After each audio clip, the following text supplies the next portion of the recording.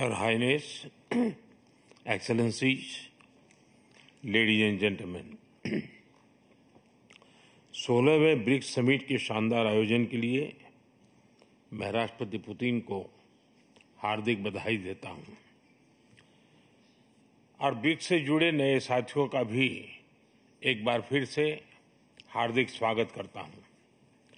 नए स्वरूप में ब्रिक्स विश्व की 40% मानवता और लगभग 30% अर्थव्यवस्था का प्रतिनिधित्व करता है। पिछले लगभग 2 दशकों में ब्रिक्स ने अनेक उपलब्धियां हासिल की हैं। मुझे विश्वास है कि आने वाले समय में यह संगठन वैश्विक चुनौतियों का सामना करने के लिए और अधिक प्रभावी माध्यम बनकर के उभरेगा। फ्रेंड्स, मैं न्यू डेवलपमेंट बैंक के अध्यक्ष हर एक्सेलेंसी दिल्मा रूसेफ का अभिनंदन करता हूं। पिछले 10 वर्षों में यह बैंक ग्लोबल साउथ के देशों के विकास के लिए महत्वपूर्ण विकल्प के रूप में उभर रहा है। भारत के गिफ्ट सिटी के साथ साथ अफ्रीका तथा रूस में रीजनल सेंटर्स के खुलने से इस बैंक की गतिविधियों को बल मिला है और लगभग $35 बिलियन के डेवलपमेंट प्रोजेक्ट्स सैंक्शन किए गए हैं। एनडीबी को डिमांड ड्रिवन सिद्धांत पर काम करते रहना चाहिए और बैंक का विस्तार करते हुए long term financial sustainability, healthy credit rating और मार्केट एक्सेस सुनिश्चित करने पर प्राथमिकता रहनी चाहिए। फ्रेंड्स, नए स्वरूप में ब्रिक्स $30 ट्रिलियन से भी ज्यादा बड़ी इकोनॉमी है। हमारे आर्थिक सहयोग को बढ़ाने में ब्रिक्स बिजनेस काउंसिल और ब्रिक्स विमेन बिजनेस अलायंस की विशेष भूमिका रही है। इस वर्ष ब्रिक्स के अंदर WTO reforms, trade facilitation in agriculture, resilient supply chains, e-commerce और स्पेशल इकोनॉमिक जोन को लेकर जो सहमति बनी है, उससे हमारे आर्थिक सहयोग को बल मिलेगा।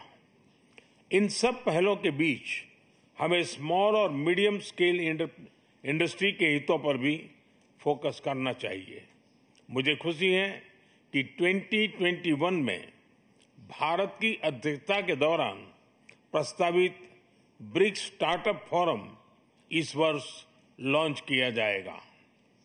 भारत द्वारा दिया गया रेलवे रिसर्च नेटवर्क का इनिशिएटिव भी ब्रिक्स देशों के बीच लॉजिस्टिक्स और सप्लाई चेन कनेक्टिविटी बढ़ाने में अहम भूमिका निभा रहा है।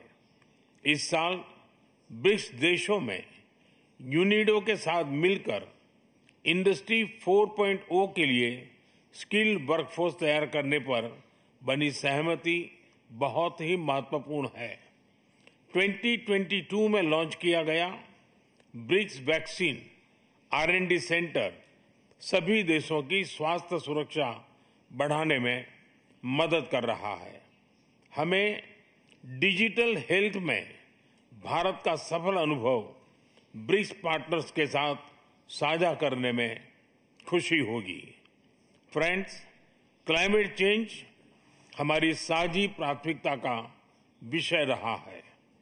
रूस की अध्यक्षता में BRICS open carbon market partnership के लिए बनी सहमति का स्वागत करता है। भारत में भी green growth, climate resilient infrastructure और ग्रीन ट्रांजिशन पर विशेष रूप से बल दिया जा रहा है। International solar alliance, coalition for disaster resilient infrastructure, mission life यानी लाइफस्टाइल फॉर एनवायरमेंट, एक पेड़ मां के नाम जैसे इनिशिएटिव लिए गए हैं।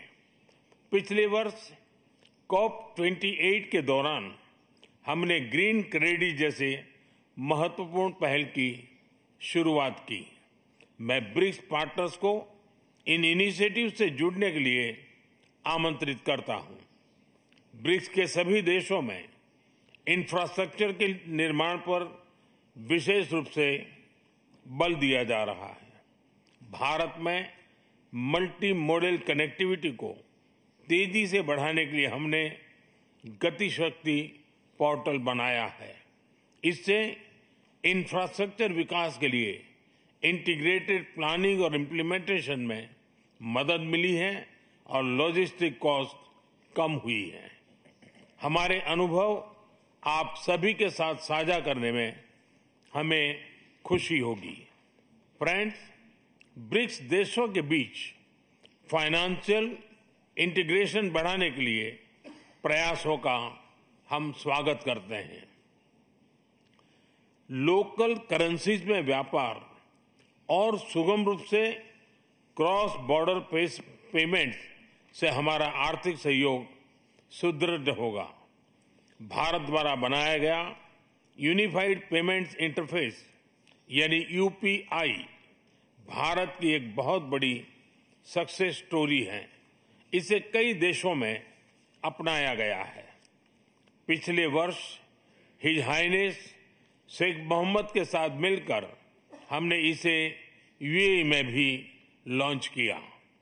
अन्य ब्रिक्स देशों के साथ भी इसमें सहयोग किया जा सकता है।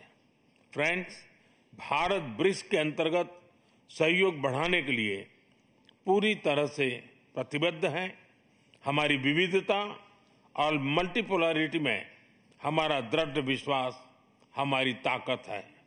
हमारी यही ताकत और मानवता में साझा विश्वास हमारी भावी पीढ़ी के समृद्ध और सशक्त भविष्य को सार्थक रूप देने में सहयोग होगा। आज की बहुत ही महत्वपूर्ण एवं उपयोगी चर्चाओं के लिए मैं सभी का आभार व्यक्त करता हूं। ब्रिक्स के अगले अध्यक्ष के रूप में मैं राष्ट्रपति लूला को हार्दिक शुभकामनाएं देता हूं। भारत आपकी ब्रिक्स अध्यक्षता की सफलता के लिए अपना पूरा सहयोग देगा। एक बार फिर राष्ट्रपति पुतिन और सभी लीडर्स का बहुत बहुत धन्यवाद। Спасибо большое, уважаемый господин премьер-министр. Мы все говорим о необходимости обеспечить высокие темпы экономического роста.